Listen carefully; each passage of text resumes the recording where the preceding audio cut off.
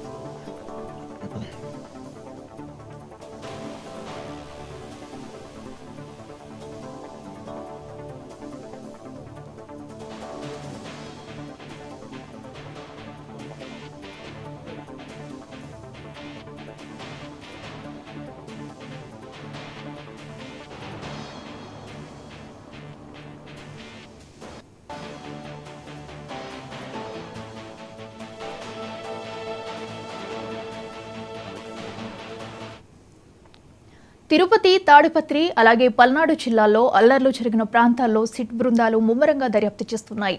గొడవలు జరిగిన ప్రాంతాలను సిట్ అధికారులు పరిశీలించి వాటికి కారణాలు, ఎవరెవరి హస్తం ఉందనే అంశాలపై క్షుణ్ణంగా దర్యాప్తు చేస్తున్నారు. ఇదిలా ఉండగా ఇవాళే ఎన్నికల సంఘానికి సిట్ నివేదిక సమర్పించనున్నట్టు సమాచారం.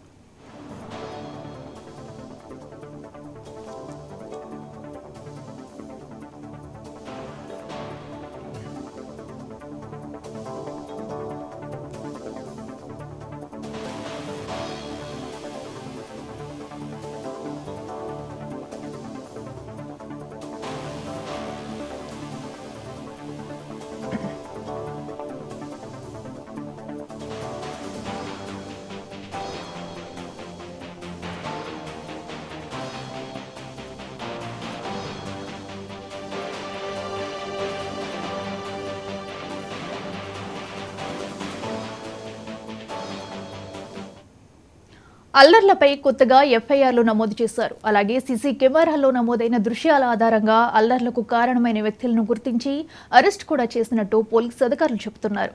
మరికొన్ని చోట్ల నిందితులు ఊళ్లు వదిలి పరారయ్యారు.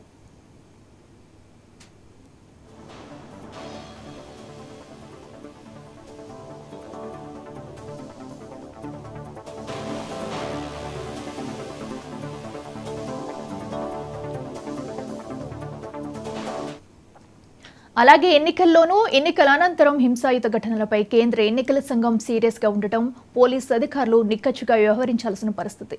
దీంతో ఎవరి కోసమూ తమ ఉద్యోగాలు పోగొట్టుకోలేమని నిర్మోహమాటంగా తేల్చి చెబుతున్నారని తెలిపింది. సిట్ నివేదికపై ఉత్కంఠ నెలకొంది.